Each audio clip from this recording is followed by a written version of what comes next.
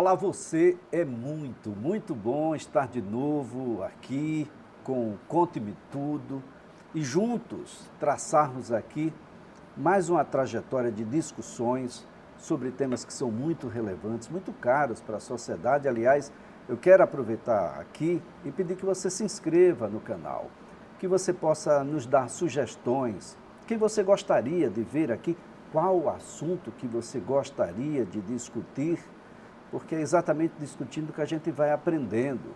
Hoje eu quero conversar com você aqui no Conte-me Tudo sobre crescimento econômico e crescimento social. Eu lembro de ele era meio gordinho, acho que ainda continua, que dizia assim, era um economista, olha, o bolo vai crescer, todo mundo tem que botar ingrediente no bolo, olha, o bolo ficou grande. Eu acho que ele ficou gordinho, foi porque ele comeu o bolo todo, não é possível. Mas Delfim Neto disse que a gente ia, professores, comer uma fatia desse bolo. Eu quero aproveitar e apresentar aqui o professor Reinaldo Ruben, professor de Economia da UFAL, prazer tê-lo aqui no Conte-me Tudo. A satisfação é toda minha, Elias. Professor Cláudio Jorge, cientista político do SESMAC, sempre um prazer tê-lo aqui, professor. Elias, é uma verdadeira satisfação estar aqui com vocês nessa tarde de hoje. Pois é, o bolo já cresceu, já ficou menor, já ficou maior, mas parece que a sociedade brasileira ficou com as migalhas desse bolo, porque eu não sei, professores, se o crescimento econômico, de fato, fala-se que o Brasil está entre as 10 maiores economias do mundo, se ele chegou lá em Pindoba, em Limoeiro de Anadia, se ele chegou naqueles municípios pequenininhos lá escondidos entre os milhares de municípios lá do norte de Minas, por que ele não consegue chegar, mesmo nas capitais, nas grotas, nos morros, com o mesmo vigor? O que é que acontece? Crescimento econômico e crescimento social não tem que andar juntos, não? É isso mesmo, professores? Quer começar? Fica à vontade. Olha, Elias, essa questão é uma questão fundamental, porque, na realidade, quando a gente fala em crescimento, geralmente se associa a ideia de que, quando a maré sobe, todos os barcos acompanham, né? Mas a coisa não é exatamente assim. Por quê? Porque o que leva o bolo a crescer não necessariamente é o que leva ao bolo ser distribuído, não é? A questão do crescimento, ela tem muito a ver com questões do ponto de vista tecnológico, questões do ponto de vista de produtividade, questões, inclusive, de você estabelecer, não é, quais são os setores que devem ser privilegiados, mas o bolo, a distribuição do bolo, ela passa por uma questão de natureza política, não é?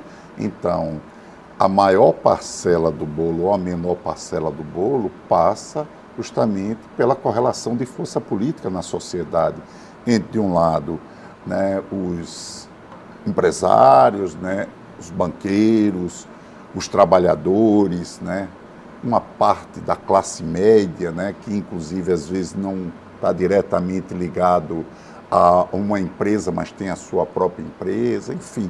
Então, isso aí é que vai definir a melhor forma, eu diria melhor, mas a forma como essa riqueza vai ser distribuída. E só para agregar mais um fator, antes de passar aqui para o Cláudio, que quando você, isso aí já está provado, quando você consegue distribuir renda, você consegue tornar esse processo de crescimento muito mais impactante. Isso é uma questão que a gente pode até detalhar um pouco mais na frente, ou seja, sociedades que têm uma renda melhor distribuída são sociedades que tendem a ter só não um bem-estar social maior para a população, mas tende a ter impactos mais fortes de crescimento do que sociedades que têm uma concentração de renda muito grande. E olha, professor Cláudio, eu me referi aqui ao ministro, porque foi um ministro que pegou períodos muito distintos, né? Não só do ponto de vista econômico, político, social, ditadura, pós-ditadura. Então, o ministro Delfim Neto, além de ser muito respeitado, nacional, internacionalmente, mas a frase é dele. Então, ministro, perdoe-me, mas a fatia do bolo não chegou por aqui. Não, sem dúvida, e nem sequer o naco desse bolo, né? Nem sequer o naco. Né? Porque, na verdade, o nosso desenvolvimento social, ele sempre buscou, dentro de uma perspectiva de evolução política, uma centralidade a partir de uma compreensão burguesa da sociedade. A gente tem o Brasil colonial, o Brasil império, e a entrada compulsória na República, isso é interessante dizer, e eu vou explicar por quê, é que é interessante que o nosso modelo de desenvolvimento vai se dar a partir de uma perspectiva capitalista, tipo do paradigma prussiano. Olha aqui o formato do nosso capitalismo. É uma elite que se apropria do entendimento de modernidade da sociedade, mas só que essa modernidade vai custar o trabalho, a exploração incessante dos trabalhadores no Brasil. Então, o nosso lema, ordem e progresso, né, que é um lema positivista, que diz, na verdade, né, esse olhar de Delfim Neto, que é o seguinte, para conquistar o desenvolvimento, o progresso, primeiramente a ordem praticada pelos militares. E isso deveria também, sobretudo, atingir a sociedade como um todo. Mas, na verdade, o que se vê nesse processo histórico é que se dá uma modernidade intensa, mas só que não é possível esse próprio sistema capitalista liberar de forma alternativa potencialidades da nossa sociedade. Ela ficou, sobretudo, a partir de uma perspectiva única, da emancipação política, até técnica, né? Ou tecnológica. Estamos aqui diante de um diálogo como esse, de uma reflexão como essa. Em qualquer parte do mundo é possível entrar em contato, observar, acompanhar o nosso diálogo. Se deu uma emancipação técnica, inclusive política, mas o que o Brasil nega até hoje, nesse desenvolvimento, é a emancipação humana, que o sistema capitalista não conseguiu entregar à sociedade. Bom, a gente vai entender capital e capitalismo como a mesma coisa? Olha, veja mesmo, do ponto de vista da perspectiva que o Cláudio está chamando a atenção, pode dizer que o capital aí seria uma relação social, né, que está lá na origem do Marx, tudinho. Ou seja, o capital ele implica numa relação social onde se dá um processo de valorização a partir de um processo de exploração daqueles que detêm os meios de produção, no caso os capitalistas, né, que detêm, por exemplo, os recursos, e os trabalhadores. Então os trabalhadores gerariam um valor que seria maior do que eles receberiam, e aí estaria esse mais valor, mais-valia. Do ponto de vista, né, de uma visão mais de economia mais ortodoxa, né, neoclássica ou neoliberal, capital está associado a um meio de produção, a uma máquina, está associado, no caso financeiro, aos recursos, né? Então, há uma distinção importante. A primeira, ela capta aí o conceito da economia política, o capital como sendo objeto de um processo de valorização que se dá em função da luta de classe, né? Os sindicatos surgem, não é, como uma forma justamente de tentar, nessa interação com os proprietários do meio de produção, ter uma melhor participação dos salários na renda, né? Então, esse aspecto é um aspecto que eu diria mais próximo, dá mais visibilidade. E diga-se de passagem, né? Sindicato agora está começando a voltar, sendo estimulado nos Estados Unidos. Por quê? Porque o processo de perda de organização, hoje parece que só 10% dos Estados Unidos são sindicalizados, implicou praticamente a estagnação, né, do poder de compra, né, da classe média americana, porque você sabe que nos Estados Unidos a classe média ela é muito focada nesse patamar da classe operária, né, quer dizer, eles têm muito disso aí.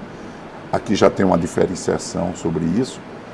E agora está voltando por quê? Porque você teve que aquele 0,1%, depois, se você me permite, eu vou mostrar um dado desse aqui para o Brasil, ele se apropriou de uma parcela cada vez maior da riqueza e isso Os Estados Unidos, que antes era o país da oportunidade, do empreendedorismo, se vê hoje diante de uma situação onde não tem SUS, não tem plano de saúde. Mas essa precarização do trabalhador não é anticapital não também, porque ele perde poder de compra. Mas aí tem uma grande lógica, né? Que é uma lógica perversa. E aproveitando, né, sobre isso que você levanta, Elias, e o que o professor Rubio coloca, é que é preciso, assim, inclusive, historicizar o capital. Né? Por exemplo, na Mesopotâmia já era o capital. O modo de produção asiático é o capital.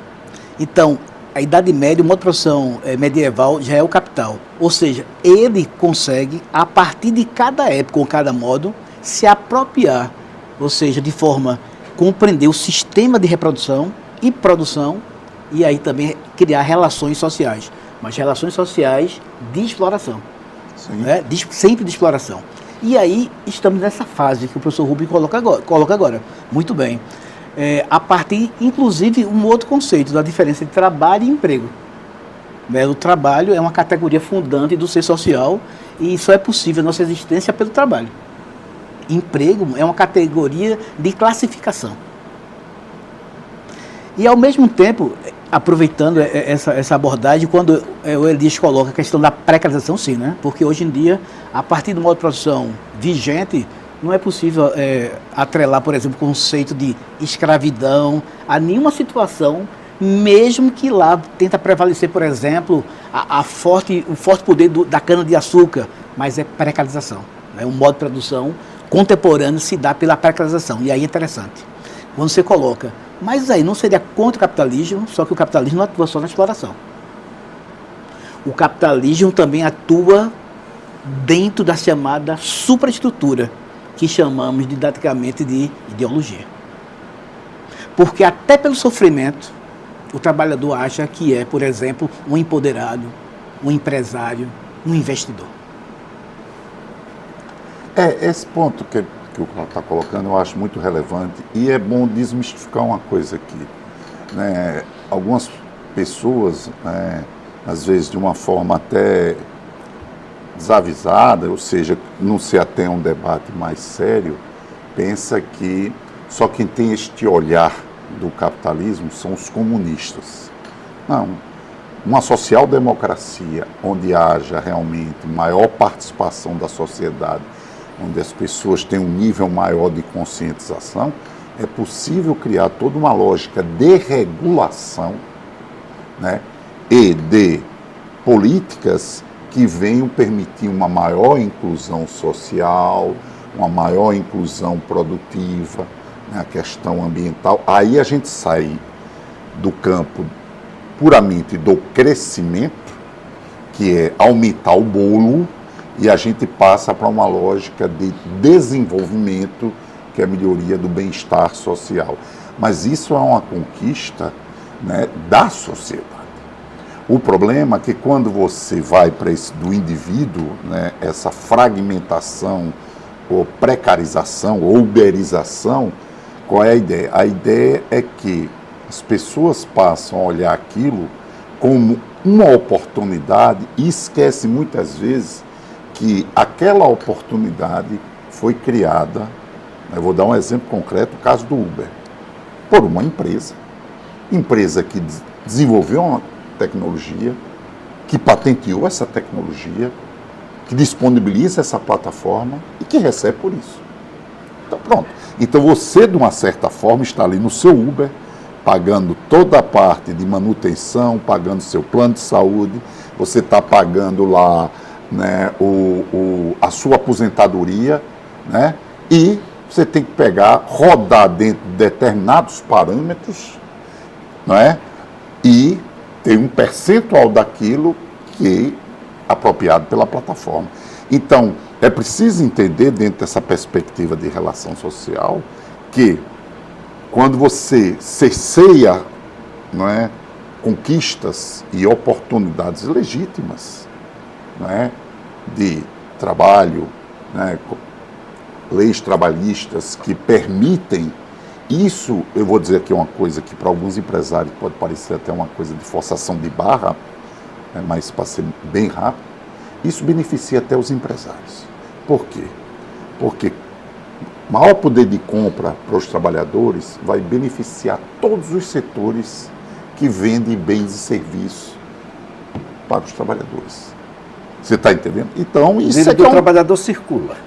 Circula. Movimenta. Movimenta. E essa é meu questionamento lá atrás. Como precarizar determinados segmentos de trabalho que recebem e o que recebe movimenta outros segmentos industriais, de serviço e etc., pode ser bom para o capitalismo. Veja só, Elias, sobre essa questão é importante, hein? E a gente chegou num momento aqui fazendo, inclusive, mostrando alguns contextos, né? Idade Média, enfim. No entanto, a gente não pode esquecer que hoje o capital vive a partir de uma perspectiva de impor um desenvolvimento sem sociedade. O capital, ele não tem mais a sociedade como meta. O capital, ele necessita, na sua condição genética, ou melhor dizendo, ontogenética, das crises, das epidemias, das guerras, para fazer sua reprodução. Não existe contradição entre crise e capitalismo. Está na ordem do capitalismo a necessidade ontogenética da crise, senão ele desaparece. Como ele consegue se reproduzir? E aí o discurso da chamada pós-modernidade, na tentativa de suavizar essas tensões do capital. Então, é uma questão muito séria e também da ordem ontológica, da perspectiva da análise do sistema do capital. Então, o que eu quero dizer, mas eu queria fazer, professor Rubem, lançar também um olhar que precisa ir, como o Machado de Assis colocava, né, dentro da Torre de Marfim, que é também da academia, se permite. Esse debate que estamos aqui, ele se dá em uma esfera muito particular aqui, desse estúdio, mas ele tem um contexto inserido no que eu chamei, agora há pouco, antes de começar a nossa conversa aqui, no chamado Programa da Modernidade, ou no Projeto da Modernidade. Veja a situação nossa e o nosso cotidiano sobre isso. Por que se dá esse processo de estranhamento ou de alienação? Porque, por exemplo, o trabalhador hoje, contemporâneo, ele resolve ser passivo diante de tanto sofrimento e exploração. Como é que ele se sente, ao mesmo tempo, cidadão, sendo o maior explorado do sistema do capitalismo, atualmente? E isso não é por acaso, isso é uma construção muito metodológica, pensada cientificamente, muito embora que negue a própria ciência. O que aconteceu dentro desse período? Eu falei, né, isso é uma obra do francês Lyotard, o maior representante do debate da chamada pós-modernidade, que resolveu, por exemplo, entender que a ciência era a grande culpada, por exemplo, de todo tipo de atrocidades que aconteceu, por exemplo, diante da Primeira Guerra Mundial, Segunda Guerra Mundial, campos de concentração, ou seja, ali tem ciência. Você não vai pensar numa bomba atômica sem ciência.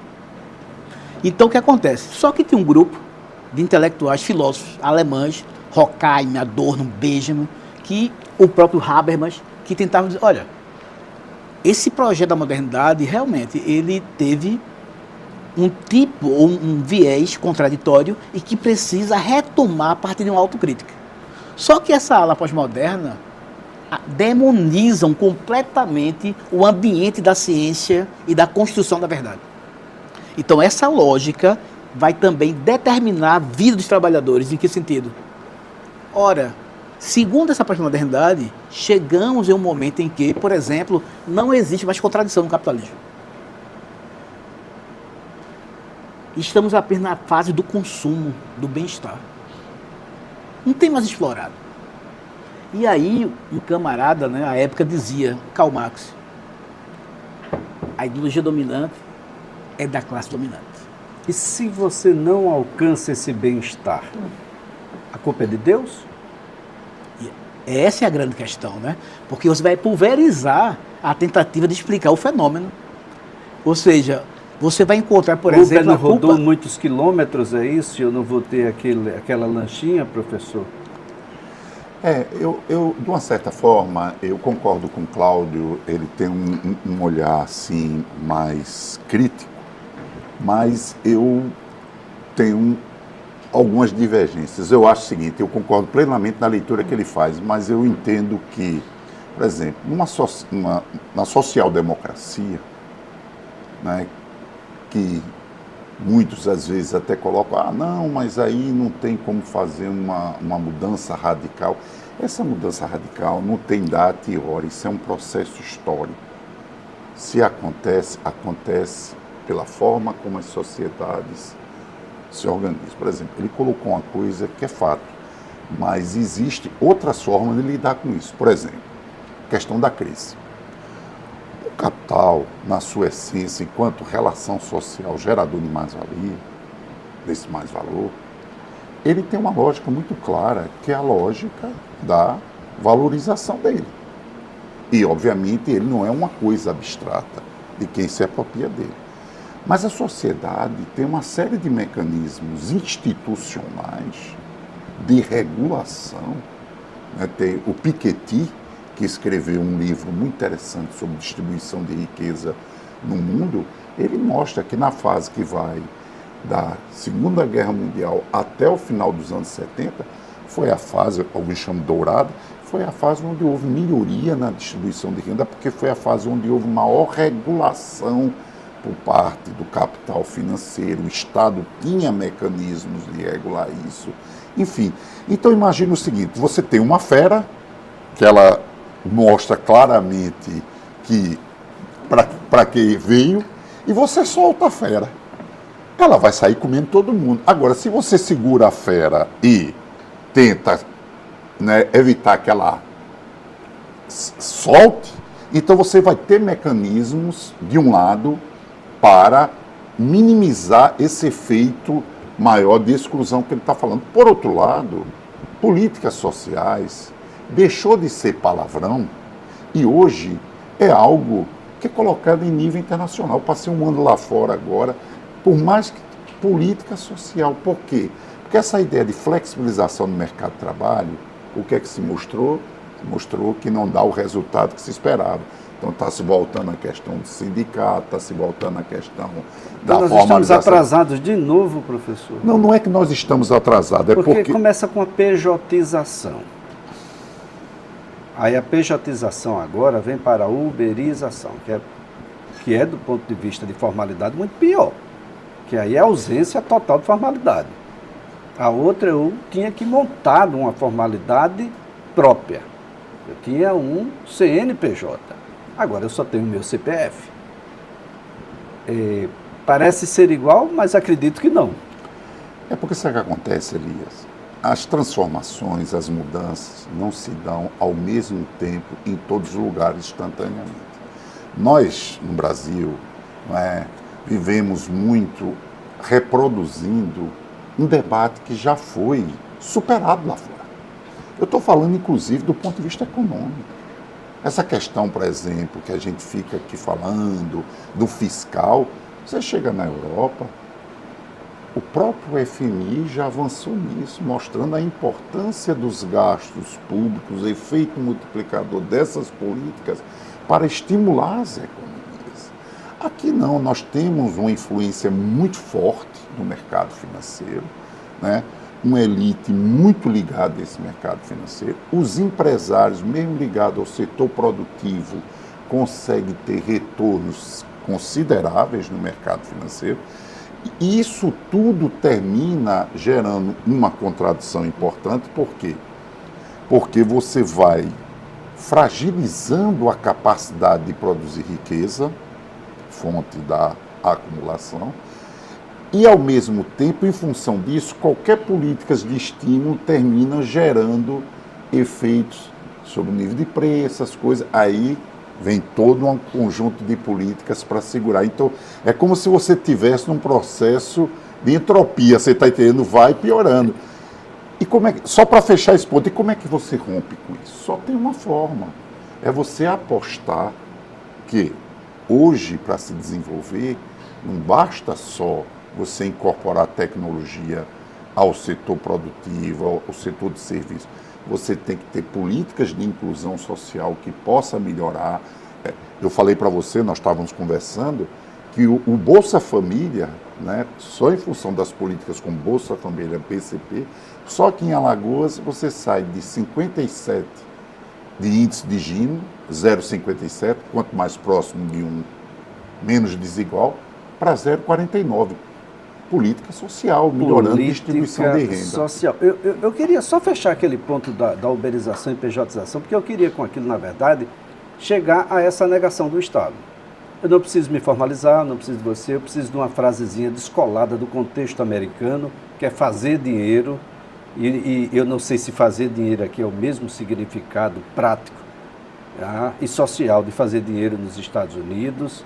Essa negação do Estado, eu não preciso do Estado, embora eu esteja o tempo inteiro me utilizando do Estado. Isso é real. E, em contrapartida, o que é que eu digo lá para o motorista do aplicativo que diz assim, eu só estou aqui porque eu não aceito ganhar um salário mínimo? Eu acho que está ainda na sua linha.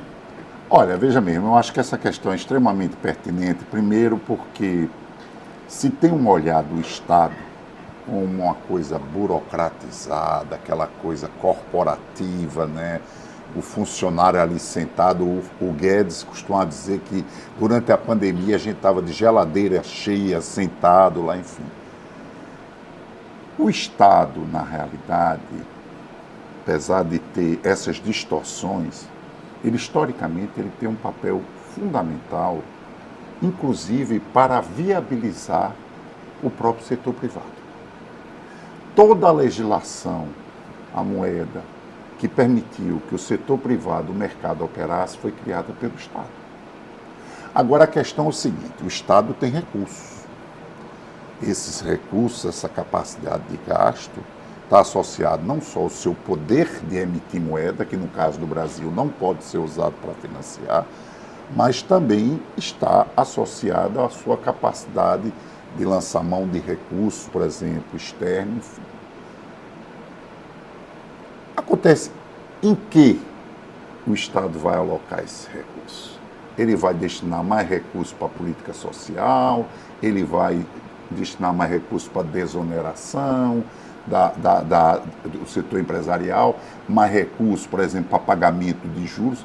Isso aí passa por uma questão social. E vamos chegar no teu motorista de Uber, que você está aperreado com ele. Né? Primeiro, eu acho que ele precisa fazer uma conta básica, que é o seguinte. Quando ele estava trabalhando, ele recebia um salário líquido. E tinha lá uma série de benefícios que ele não pagava. O que ele tem que fazer agora é o seguinte, chegar no final do mês, olhar e dizer o seguinte, tudo bem, eu recebi X. Agora, quanto é que saiu meu plano de saúde? Quanto é que saiu minha aposentadoria? Quanto é que saiu a manutenção do meu carro? Quanto é que saiu aquele percentual que eu tenho que destinar ao Uber? Bem, no final... Sobrou quanto e o esforço que foi feito para isso. Exatamente, noite de segurança, tudo isso. Se isso der a ele um salário muito maior do que ele ganhava da empresa antes... Então vamos para o Uber. Mas eu tenho minhas dúvidas.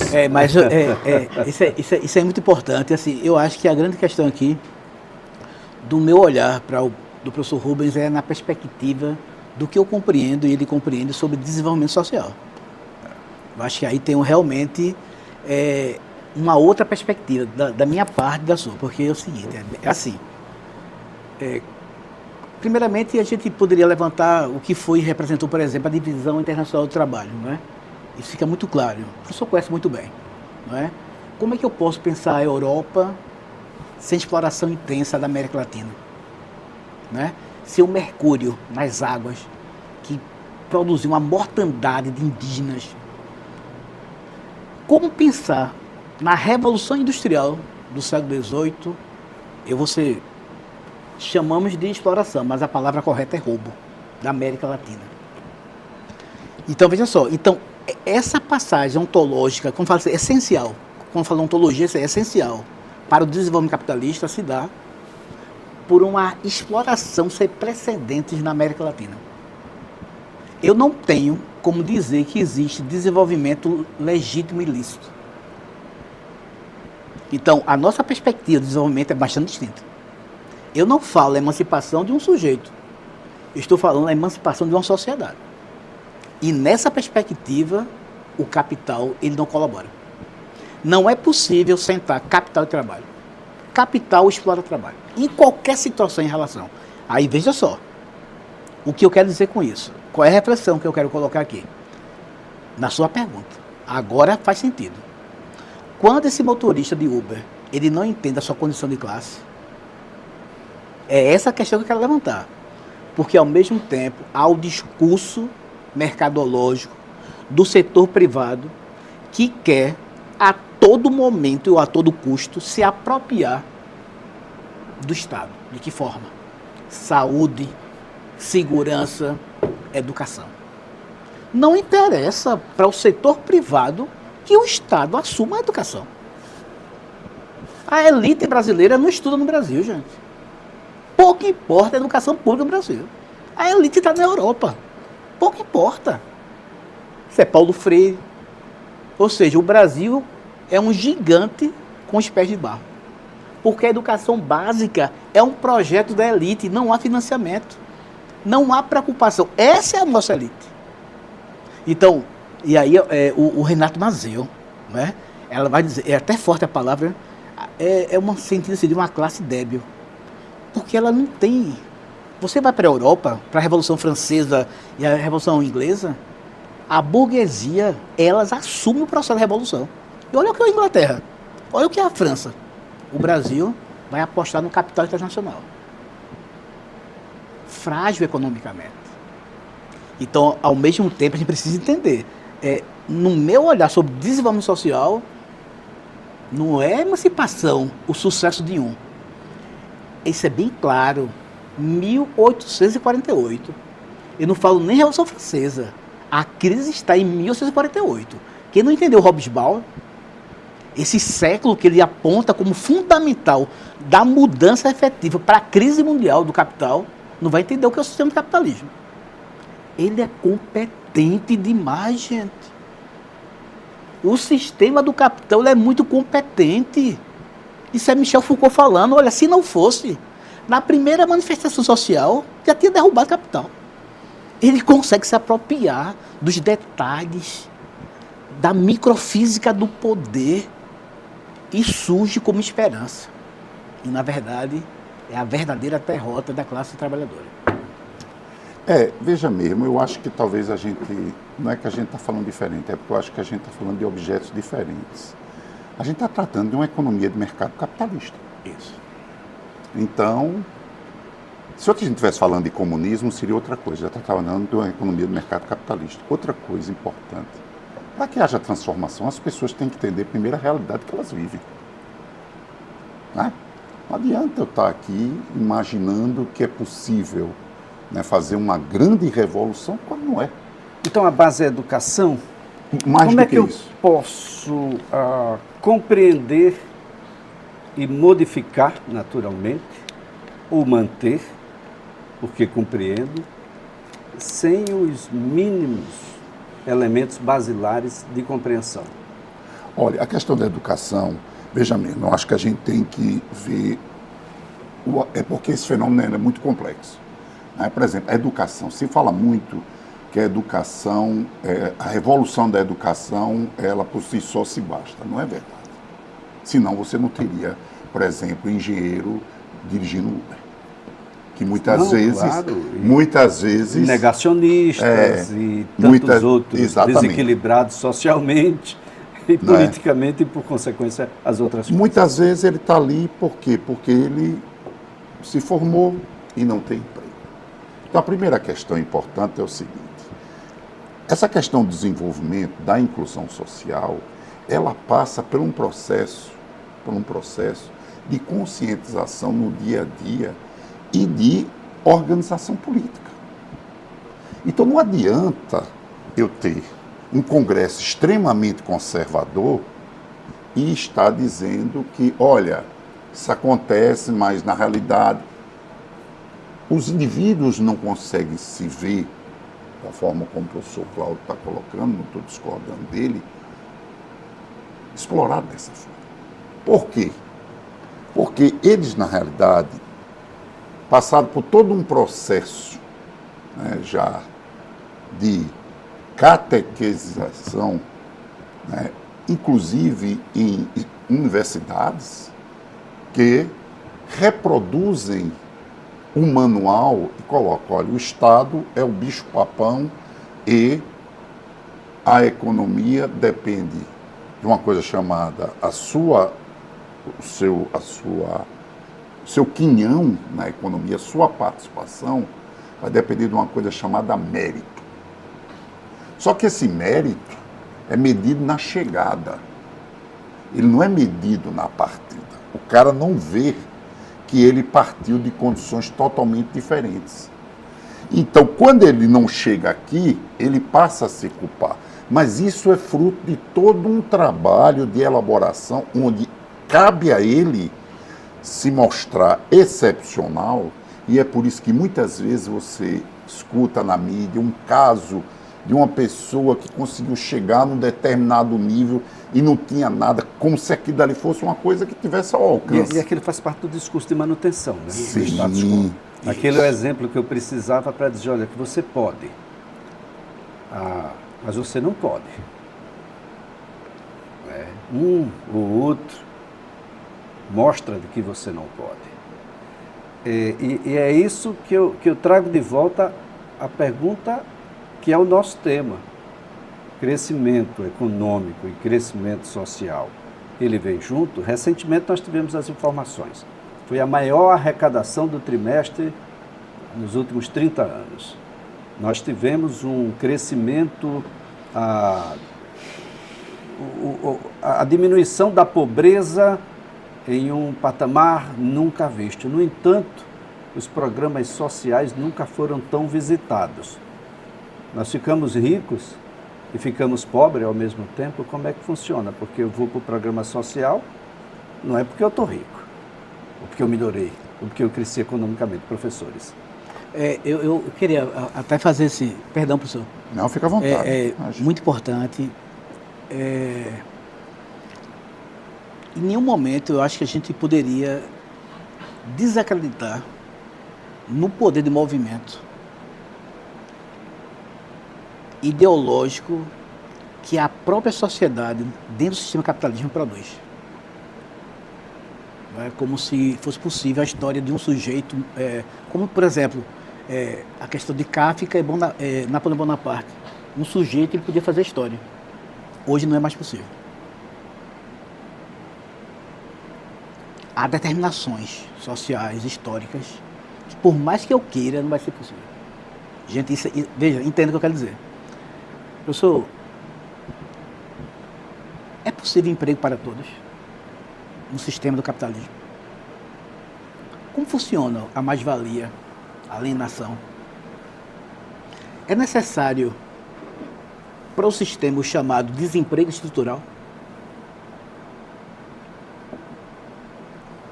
E o mercado vende a ideia que é possível emprego para todos?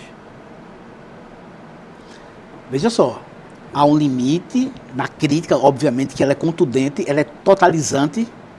Desonere a folha, que eu vou empregar todo mundo. Que eu vou empregar todo mundo. É por aí, professor? Será que é possível isso? Estou falando concretamente. Concretamente. Se brincar hoje, um terço da humanidade não tomou o primeiro café da manhã.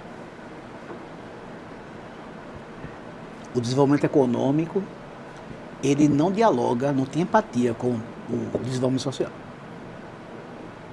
É essa a grande questão. Como eu coloco sempre o seguinte, é difícil para aquele que acredita literalmente no potencial humano, na sua totalidade, que a gente não tenha o acesso aos sentidos completamente, ainda mais no sistema de produção estética alienante, né? Quem realmente ouve, quem sente realmente na sociedade, porque o sistema capitalismo ele só possibilita uma direção. A gente não tem liberdade. Ou você é jornalista, ou sou professor, ele é professor, ou você não tem a totalidade das suas potencialidades. Então, é nesse dispositivo que a gente não consegue compreender o todo e acha que migalha é vitória. Olha aí o Uber. É uma situação...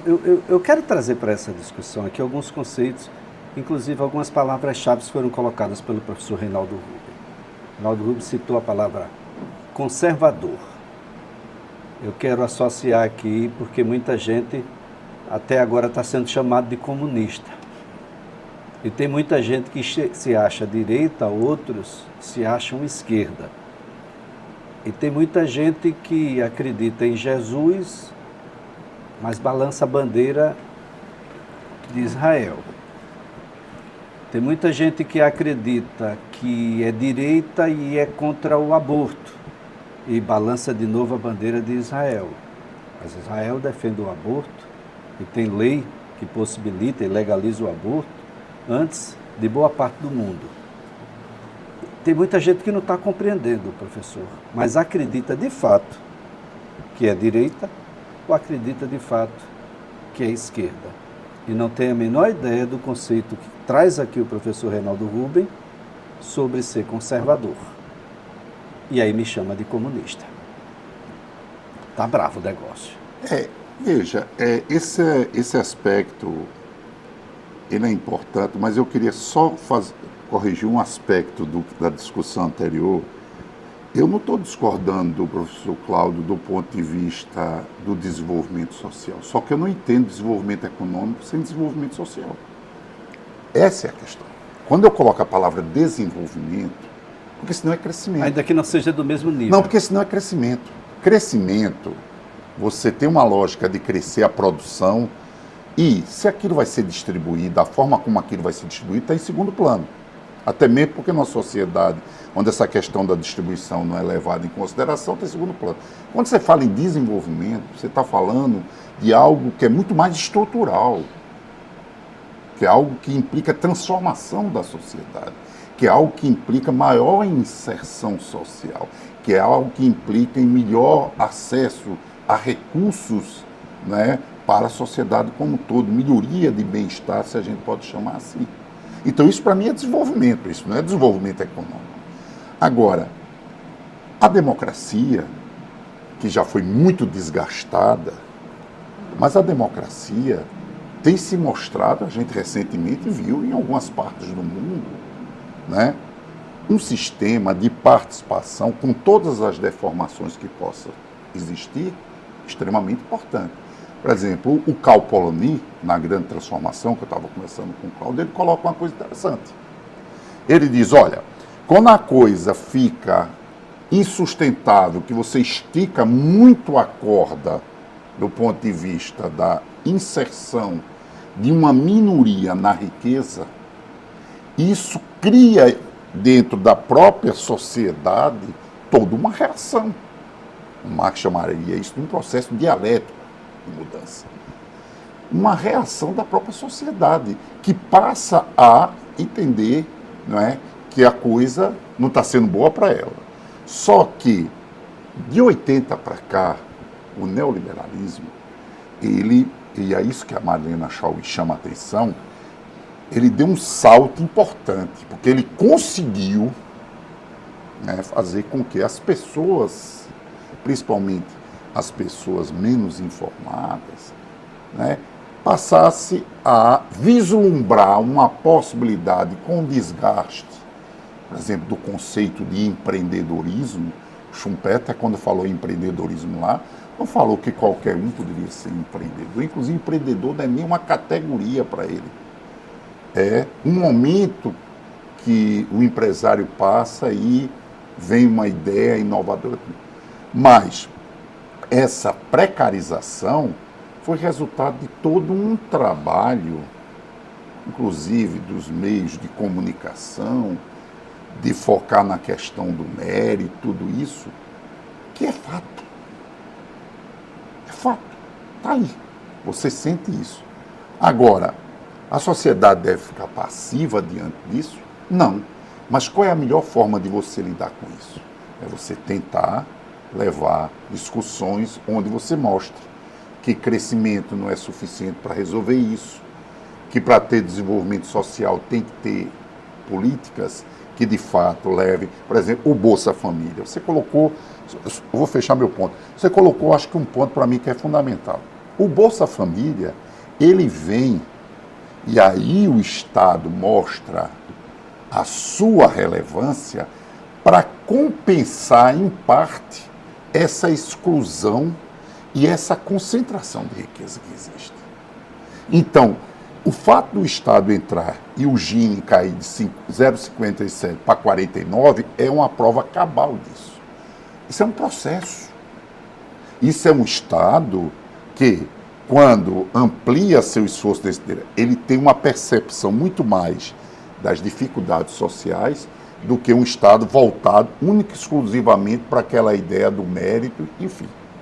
Então, eu acho que são essas questões, e nesse sentido, eu acho que a gente tem muita concordância, só que talvez... Embora um elo muito frágil, né? Frágil.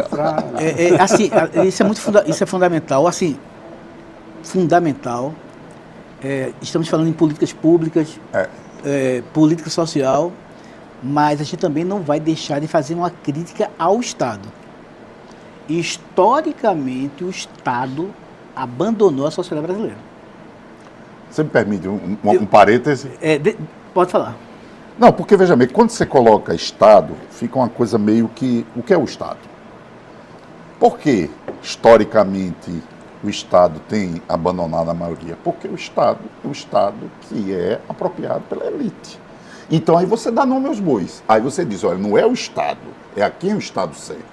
Quando você, através de políticas sociais, de condições políticas, de organização da sociedade, cria as condições para que o Estado tenha políticas de maior inserção, esse Estado ele passa a ter um olhar mais amplo. Então, a questão está na apropriação do Estado. O Estado ele tem um papel crucial, inclusive, e é isso que eu acho que talvez esteja um pouco divergindo com o professor, para o setor privado.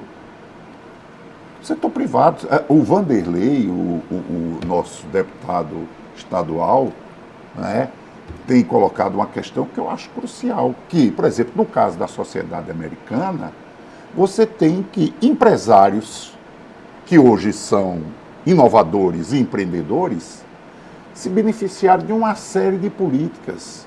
O Steve Jobs, mesma coisa da Apple. Tem uma economista italiana chamada... Tudo bancado com dinheiro público. Mariana Mazzucato, ela mostra Traduzido. isso. O projeto da Apollo 11, quem foi que bancou? E o aí, Estado. Eu estou com aquelas tantas pendências tecnologias. todas aqui com o professor Cláudio Jorge, mas eu quero aproveitar... Desculpa, professor, Não, foi um mas parênteses eu- muito não, amplo, eu fecho aqui não, para mim. Eu vou continuar com essas pendências com o professor Cláudio Jorge, ele vai me responder, mas eu queria uma resposta aqui. Eu escutei de um empresário bem-sucedido aqui do estado dela, com a seguinte frase, abre aspas, o dinheiro não vem do público, o dinheiro nasce no setor privado, fecha aspas, é assim mesmo? Não, jamais. Quem produz a riqueza social de uma sociedade? Como se produz essa riqueza social? E quem dá o sustento dessa produção? Sem passar pela condição e compreensão da própria perspectiva do Estado. É assim, um dono de uma escola, não é? Ele tem uma escola, ele acha que não tem nenhuma relação direta com a produção social dos trabalhadores. Mas aquela escola ali, isolada, particular, é, na verdade, um deslocamento daquele capital que o trabalhador produziu e vai ser reproduzido em outra escala.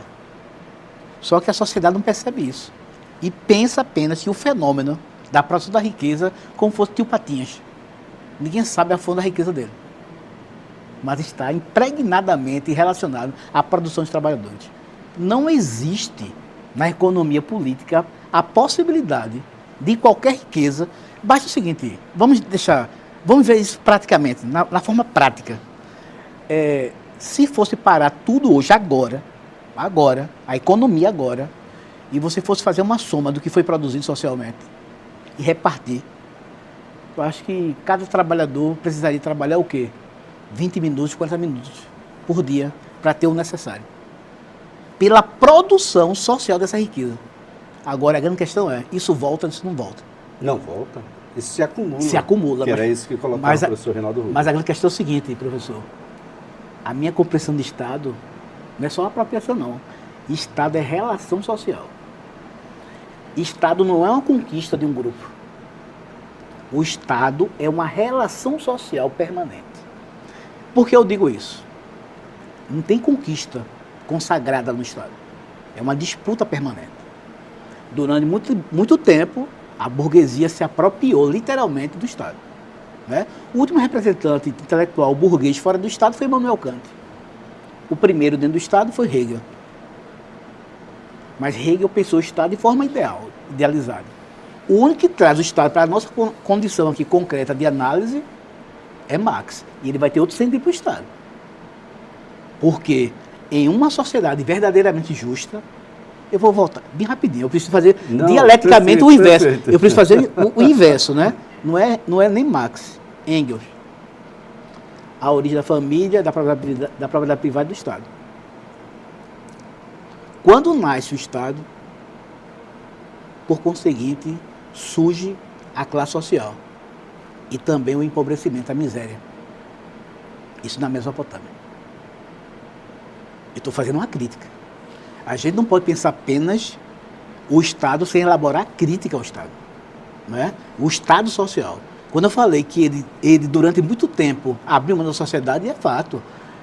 Quando é que nasce o SUS? Antes do SUS, como era a palavra? Vocês lembram da palavra indigente, né? Por favor. E hoje a elite condena o SUS. Não, há um negacionismo muito grande. E é nesse sentido que eu volto ao termo colocado aqui pelo professor Reinaldo Rubio. Eu acho que esse termo hoje ele precisa ser desmistificado. Conservador. O que é conservador, professor? O que é direita? O que é esquerda? Por que eu sou comunista? Veja só, isso aí é interessante, né? Porque, por exemplo, uma coisa que a gente não tocou aqui é muito mais uma análise weberiana do que até mesmo uma análise mais socialista, enfim. Não parte, porque a história tem particularidades, a economia tem particularidades. Sabe muito bem disso. Ou seja, durante muito tempo na França, ser um liberal era, século XIX, era condenar a escravidão. Liberal. No Brasil, ser liberal era ter escravos. Se eu for analisar de forma weberiana, na totalidade, sem entender a nossa particularidade, eu não vou conseguir entender esse nosso momento. Comunismo. Onde existiu o comunismo, professor? Por favor, me diga aí. Uma sociedade possível, segundo Marx. Nunca houve, até hoje, na história da humanidade, uma experiência comunista. A Revolução Russa, ela foi burguesa. A Revolução Russa, ela foi literalmente burguesa. Ela não conseguiu romper com a ideia ainda do Estado e a relação de classe. Então, veja, Cuba muito menos, não tem como. O que acontece? Só que aí, novamente, entra na ordem do discurso. A ordem do discurso como uma ferramenta de ataque para diminuir, para desconstruir o adversário político, o oponente político. E aí fica, obviamente, agora tem uma grande questão que você agora trouxe, que é o fenômeno contemporâneo, que é as narrativas. Na verdade, é o que o neoliberalismo constrói. É a chamada prática discursiva. Não é possível, né? Prática discursiva. Veja que ideologia. A prática discursiva, que cria um fenômeno, por exemplo, que consegue dar ao sujeito pertencimento que não existe. Eu digo, quantas pessoas dizem, por exemplo, eu faço parte das lutas de classe, não compreendo a leitura social, não faz parte de movimentos sociais, e nunca lê uma obra, e não se posiciona, e não é um explorado. Por algum sentimento ou empatia com alguém, ele se encontra nessa condição. A mesma situação, por exemplo, da extrema-direita, da direita, que, por exemplo, veja, existe uma direita que a gente poderia apontar como uma direita intelectual. O próprio Delfim Neto. Delfim Neto lia Marx, lia o Capital, gente. A biblioteca dele, por favor. Hoje em dia, a grande maioria, tanto da extrema como da direita, se baseia intelectualmente por vídeos, fake news, Não tem mais exercício intelectual, um método como produção de sentidos. Pelo contrário, é o fenômeno, é a fake news. Mas aí é a grande questão. É a tentativa da saída de uma sociedade concreta, da produção, em busca de uma produção incessante de sentidos. O que é isso para a comunicação? Não é?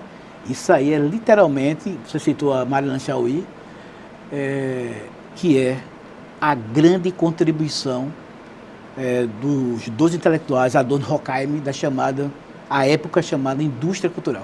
Indústria cultural, com certeza. Olha que, né, fazendo arqueologia, a indústria cultural, só que ela agora não se dá apenas na produção, por exemplo, da venda da cultura. Ela agora se dá também pela venda da mentira.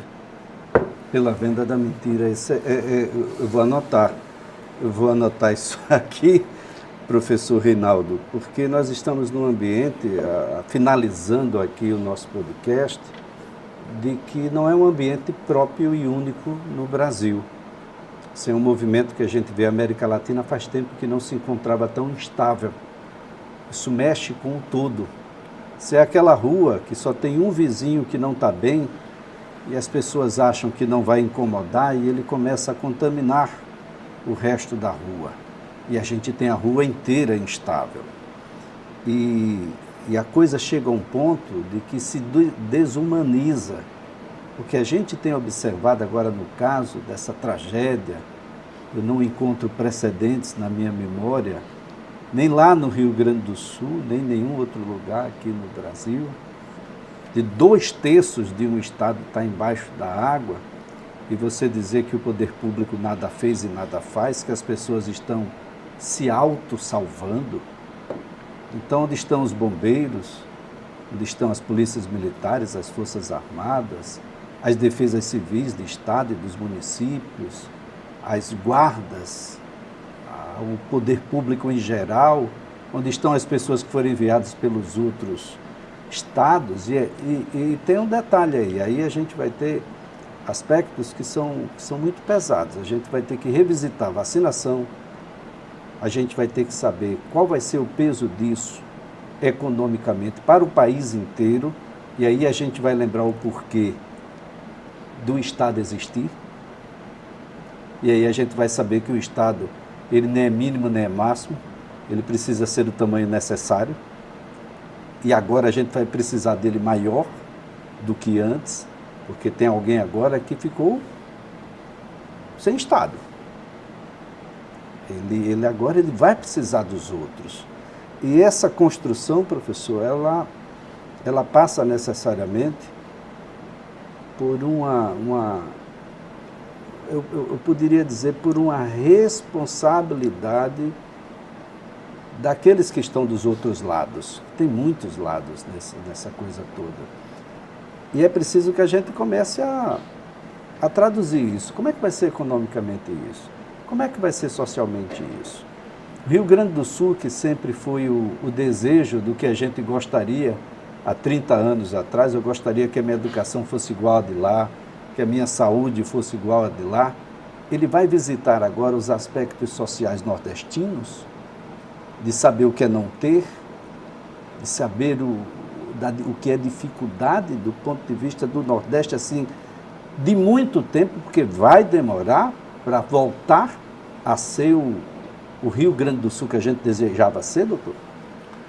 Olha, Elias, eu acho que isso, de uma certa forma, remete à discussão que a gente estava tendo aqui antes. Quando eu coloquei a questão do Estado, por exemplo, existe um marco no Brasil que é 1988, Constituição Cidadã.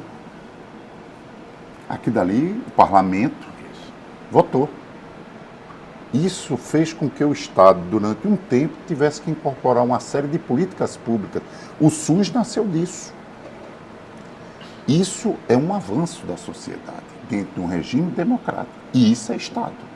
O Estado do SUS, ele vem de uma organização da sociedade, vem de um parlamento que, se é mais conservador ou menos conservador, reflete essa sociedade, reflete tudo isso que foi falado aqui, questão de desinformação, mas é fato. E esse Estado, em alguns momentos, foi descontinuado, e agora, novamente, mas você tem que o SUS sobreviveu, você tem que agora o salário mínimo está... Enfim, isso são políticas públicas. O que eu quis dizer com a questão do Estado é que a política pública, ela reflete quem tem o maior domínio sobre o Estado. E quem tem o maior domínio sobre o Estado é aqueles que conseguem mobilizar a sociedade para formar uma maioria dentro do parlamento que, num regime presidencialista, nós não estamos no parlamentarismo, termina, de uma certa forma, colocando limites à ação dessa política pública. Mas esse governo, sem sombra de dúvida, ele tem uma sensibilidade maior a essa questão da política. Com certeza. Então, é nesse sentido que eu coloquei, em alguns momentos, isso é fato. A burguesia, né, a elite teve uma influência maior, em outros não. Agora, o fato concreto é que a gente está num processo paulatino de tentativa de botar a cabeça de fora novamente e tentar avançar. Então, eu acho que isso, no meu ponto de vista, o professor trouxe uma contribuição aqui do ponto de vista teórico, conceitual, muito rica, mas o meu olhar, eu já tenho eu concordo com muita coisa que ele disse aqui, mas eu acho que a nossa realidade hoje, ela exige, peço venha a ele, um outro discurso. Que a gente chegue e mostre o seguinte, olha, tá vendo? Essa realidade, você está pensando assim, por exemplo, como eu faço com meus alunos. Eu pego assim, boto um gráfico pizza e bosto. Ó, gasto com previdência, 300 bilhões. Gasto só com juros da dívida em 2023, 750 bilhões. 3 vezes o que se gastou com previdência. O problema é a previdência ou essa política monetária? Ou é a dívida. O problema é o Bolsa Família ou as desonerações? Pronto. Eu não estou dizendo que eu gosto de uma sociedade assim, mas isso é fato. Você vai conscientizando, mostrando aquilo que não está claramente visível e mostrando que essa política é uma política que beneficia quem? Fundos, não é por nada, entre os 10 maiores bancos do mundo em rentabilidade, o Brasil tem 4. Então, é uma economia que beneficia rentistas e não a maioria da sociedade. É importante destacar que durante a pandemia nunca se fez tanto dinheiro. Os bancos foram... Mas era isso que eu queria dizer. Para não, eu concordei em muita coisa, só que eu tenho um olhar um pouco, talvez um olhar assim, mais pé no chão, não que o olhar dele seja abstrato, mas eu acho que ele traz à luz aspectos que eu considero relevantes, mas que eu acho que nesse momento a gente precisa de algo mais concreto no processo de discussão. Mas porque, ao mesmo tempo, eu sempre vou partir do pressuposto daqueles que estão necessitados, que estão precisando no aqui e agora. Quando eu coloco aqui para vocês aqui, para esse momento de reflexão, uma coisa é pensar a partir de um dado estatístico, né? Como as correntes positivistas faziam. Consegue mostrar as contradições. Eu posso até entender, mas não consigo compreender a distância do que estamos aqui dizendo enquanto desenvolvimento e de uma possível inserção da sociedade em relação às benesses desse desenvolvimento. Eu estou falando aqui agora. Quem tem fome tem pressa. Veja só, uma coisa é falar de rentistas, que o Brasil está produzindo. Agora, Dona Maria, seu José, Dona Maria do Vegel, seu Zé de Santa Maria, do Recife, que tem pressa, vulnerável em relação à alimentação, professor. Essa economia, ela precisa, sobretudo, entender a condição humana. Novamente aquilo que eu falei. Essa emancipação política, técnica, ou seja, o conceito de globalização, né? Eu concordo. Agora, essa inserção... Esse é um assunto que a gente não vai terminar agora. Eu vou, antes de mais nada, agradecer. Essa dialética é super importante. É uma dialética muito produtiva. Tenho certeza que tem muita gente cheia de perguntas. Por que o Cláudio Jorge não falou isso? Por que o professor Reinaldo Rubem não falou aquilo? faltou isso, faltou aquilo, e é isso mesmo que a gente quer. A gente quer que falte, que é para a gente voltar e a gente poder discutir, porque, bom, durante muito tempo, uma fala muito hegemônica, ela termina alijando a gente do conteúdo da realidade e nos privando dos fatos que precisam de outros olhares. Verdade tem a minha, tem a sua e tem a do próprio fato. E tem mais outras. E são todas verdades. Talvez juntas, quem sabe, nos mostram a verdade mais concreta, mais absoluta, mais possível. Mas é preciso que a gente discuta. Nós temos um Estado muito díspare. Poucas famílias ficam com absolutamente tudo. Nós estamos muito preocupados em dar 82%, 95%, 97% de desoneração para o pagamento de ICMS de uma empresa que vai gerar 30 empregos, 50, 80, e a gente não fez ainda a política da micro e pequena empresa, que é aquela que gera a imensa maioria dos nossos empregos. Então, poxa, o grande empresário quebra, tem uma série de instrumentos legais, o pequeno empresário quebra, ele morre junto com a empresa, e a gente não tem um resgate, é como se fosse um pecado absoluto, que o fardo maior é você penitenciar e viver no inferno astral econômico. Isso a gente precisa se voltar, porque esse é o estado do salário mínimo. Esse é o estado do salário mínimo. Seja porque você ganha no setor privado, salário mínimo, seja porque você ganha do benefício social, salário mínimo. Vamos tirar pouquíssimas pessoas que ganham o teto do INSS. E aí a gente tem que ver, será que previdência, como o professor Rubem colocou, é o nosso problema? É deficitária mesmo? E os outros poderes? Quando a gente coloca aqui aqueles que estão no legislativo e no judiciário, são superavitários? Mas se ganham mais com os penduricalhos do que com o teto, que mesmo acima dos 44 mil ficou pequeno para eles. Então eu tenho um auxílio moradia, tendo as melhores moradias, quando quem não tem moradia ganha 1/4 do seu benefício. E a gente vai falar em justiça social, e aí eu trago a volta. Será que a gente discutiu bem mesmo aqui? Crescimento econômico, crescimento social, inclusão econômica, inclusão social.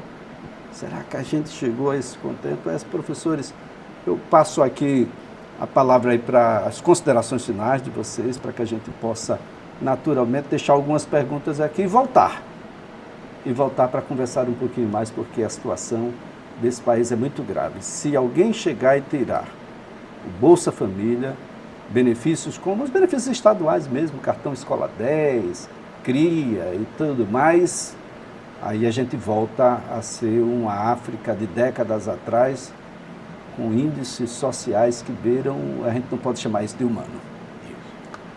Olha, inicialmente eu gostaria de agradecer o convite, dizer que, de fato, essa temática ela é muito importante, né? A gente está lidando questões complexas, não é? E segundo, dizer que para mim foi uma satisfação, eu não conhecia o professor Cláudio, ele é uma pessoa que estimula a gente a raciocinar, uma pessoa muito preparada, né? E apesar de a gente ter visões um pouco diferentes... Que bom, né? Não é? Que bom, mas eu concordo em grande parte do que ele colocou, só que eu tenho um olhar assim, talvez um pouco mais assim, de um oportunismo do momento, não é? Enquanto ele faz uma análise bem mais filosófica, o que não significa dizer que não seja uma análise rica e importante, não é? Mas que eu acho que a nossa sociedade ainda precisa ser melhor trabalhada educacionalmente, a gente precisa enfrentar outros fantasmas para a gente poder chegar a compreender isso que ele coloca com tanto brilhantismo. Professor Cláudio. Elias, eu agradeço esse momento, né, o convite, e sem dúvida alguma a companhia do professor Rubens. Gostei muito, uma satisfação, um momento também de aprendizado aqui, gostei muito. E sem dúvida alguma, eu trago ainda essa necessidade ainda iluminista no campo social. Uhum. Eu não consigo imaginar, enquanto perspectiva humana, acreditar que alguém ainda hoje, na humanidade, possa passar fome. Então, é uma necessidade ontológica de um professor que quer e necessita ver um outro mundo. Muito bem, agradecer aqui aos professores Cláudio Jorge, também professor Reinaldo Ruben. Eu quero agradecer a você que está conosco aí, nos acompanhando. Um tempo, normalmente a gente faz os nossos encontros um pouco mais curtos, mas a gente precisa de muito mais encontros como esse. E esse encontro com você, para que você possa refletir. Tem muitas palavras que a gente diz no dia a dia, que elas têm um significado muito grande, que a gente não é capaz de dominar sozinho, e que, por muitas vezes, a gente vai precisar aqui do professor Reinaldo, do professor Cláudio, para que a gente possa compreender, porque inserem a gente nessas coisas, mas não diz direitinho o que é que a gente tem que fazer. Não diz direitinho por que a gente está ali. E para onde é que a gente vai quando dali sair. Então é preciso que você reflita muito bem. Eu posso viver sem o SUS? Quando eu tenho um acidente numa estrada, quem chega? O do meu plano de saúde, aliás, só 4% dos que estão me assistindo tem plano de saúde. Quem chega é o SAMU. Você vai para o HGE, não vai para o seu hospital. As coisas funcionam quando são coletivas. Não fossem os hospitais públicos construídos na época do governador Renan Filho, boa parte da elite tinha ido junta com o resto do extrato social que tem aqui na cidade de Maceió, no estado de Alagoas, porque só existia o HGE. A Covid-19 teria feito um estrago no estado de Alagoas histórico, inimaginável. Seria realmente algo para a gente nunca mais esquecer. E é então importante que a gente comece a tratar essas coisas melhores. Comece a entender o porquê de uma Universidade Federal de Alagoas, porquê que ela precisa estar em todo lugar. Vai não nessa conversa de que lá só tem maconheiro, não. Isso é conversa. Isso é conversa de quem não quer que você compreenda. Preciso que você compreenda. Beijo no coração, até o próximo podcast, conte-me tudo. Eu quero que você aproveite e faça a sua inscrição, envie a sua sugestão de quem você gostaria de ter aqui ou qual tema que você gostaria que nós nos debruçássemos aqui. Um beijo no coração, até o próximo.